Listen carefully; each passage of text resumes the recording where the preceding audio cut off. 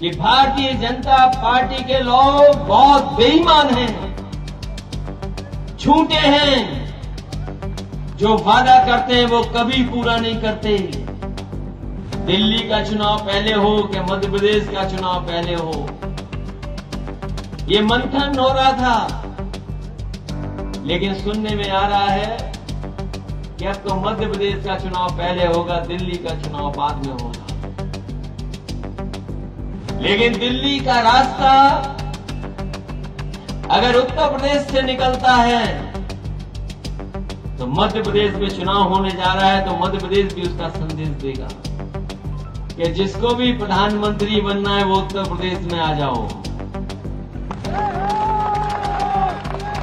और अगर गुजरात से ही कोई प्रधानमंत्री बनता होता तो फिर उत्तर प्रदेश में क्यों आए प्रधानमंत्री? जो दोगुनी कीमत, आय दोगुनी की बात कही थी कि आपको गेहूं में आय दोगुनी हो गई।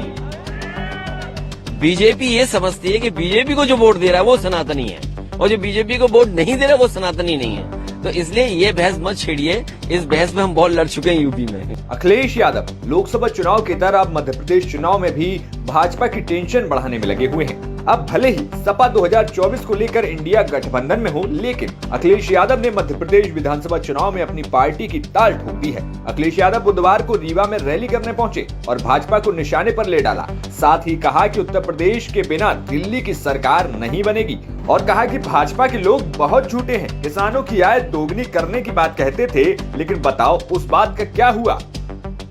पहले तो बहुत मंथन हुआ उनके अंदर, ये चुनाव कब हो मध्य प्रदेश का, दिल्ली का चुनाव पहले हो कि मध्य प्रदेश का चुनाव पहले हो, ये मंथन हो रहा था।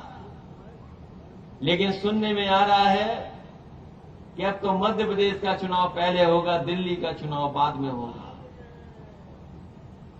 लेकिन दिल्ली का रास्ता अगर उत्तर प्रदेश से निकलता है तो मध्य प्रदेश में चुनाव होने जा रहा है, तो मध्य प्रदेश भी उसका संदेश देगा। अभी हमारे कई साथी कह रहे प्रधानमंत्री बन जाओ, प्रधानमंत्री रेस में समाजवादी खड़े हो जाओ। हम तो इतना जानते हैं कि जिसको भी प्रधानमंत्री बनना है वो उत्तर प्रदेश में आ जाओ। और अगर गुजरात से ही कोई प्रधानमंत्री बनता होता तो फिर उत्तर प्रदेश में क्यों आए प्रधानमंत्री? क्योंकि वो जानते हैं कि उत्तर प्रदेश के बिना, उत्तर प्रदेश को जीते बिना दिल्ली की सरकार नहीं बनेगी। इसलिए मध्य प्रदेश के साथियों से मैं कहने आया हूं कि भारतीय जनता पार्टी के लोग बहुत बेईमान हैं, झूठे हैं, जो वादा करते हैं वो कभी पूरा नहीं करते। अपने हमारे किसान भाई, गरीब गांव के रहने वाले लोगों, याद कीजिए, भारतीय जनता पार्टी ने आश्वासन दिया था और ये भरोसा दिलाया था कि वो सत्ता में आ जाएंगे तो हमारे किसानों की आय दोगुनी हो जाएगी। यहां गरीब मजदूर किसान बैठे हैं, उन्हीं के परिवारों की माताएं बहनें बैठी हैं।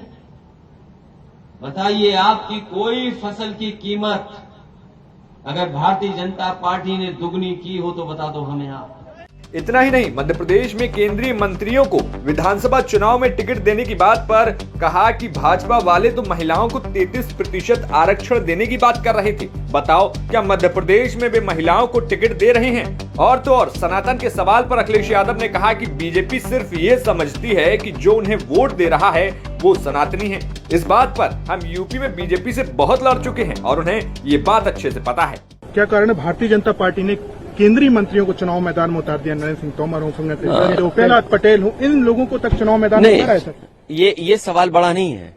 इससे भी बड़ा सवाल ये है कि लोकसभा में महिलाओं को अगर आप आरक्षण दे रहे हैं और आप ये कह रहे हैं कि 33% दलित और आदिवासी महिलाओं को हम सम्मान देंगे और उसके लिए नए लोकसभा में कार्यक्रम किया गया हो, बीजेपी की महिलाओं ने स्वागत किया हो, आपको ये सवाल पूछना चाहिए बीजेपी से कि जो अभी सूची जारी हुई है या आने वाले समय में जो सूची जारी होगी, क्या भारतीय जनता पार्टी अपने संगठन की जो महिलाएं काम कर रही हैं, क्या उन्हें 33% का स्थान देंगे? 33% का स्थान अगर नहीं दे रहे हैं तो जो बिल लोकसभा में आप लेकर के आए हैं नई लोकसभा में, वो माताओं बहनों के साथ बहुत बड़ा धोखा है, क्योंकि ये बिल लागू नहीं होने वाला है। कम से कम बीजेपी अपने आचरण से, अपने जो टिकट वितरण हो रहा है उस प्रणाली से कम 33% महिलाओं को देकर के तो दिखाए। उज्जैन में सर 12 साल की बच्ची है करीब, उसके साथ रेप हुआ, जघन्य अपराध हुआ, ये माइनर के साथ सर। देखिए 12 साल या माइनर के साथ अगर एनसीआरबी के आंकड़े देखोगे तो मध्य प्रदेश का स्थान बहुत से प्रदेशों से ऊपर दिखाई दे रहा है, और यहाँ तो महिलाओं के साथ और बेटियों के साथ सबसे ज्यादा इस तरह के अपराध हुए हैं। सर प्रधानमंत्री जी आए, उन्होंने सनातन को बोला कि इंडिया गठबंधन सनातन खत्म करना चाहते हैं। देखिए बीजेपी तो ये भी नहीं बता पा रही है कि सनातन क्या है। बीजेपी पहले ये तो बताए सनातन धर्म। लक्ष्मण तिवारी जी यहाँ खड़े हैं, पटेल जी खड़े हैं, हम खड़े हैं, क्या हम सनातनी नहीं है? बीजेपी ये समझती है कि बीजेपी को जो वोट दे रहा है वो सनातनी है, और जो बीजेपी को वोट नहीं दे रहा वो सनातनी नहीं है।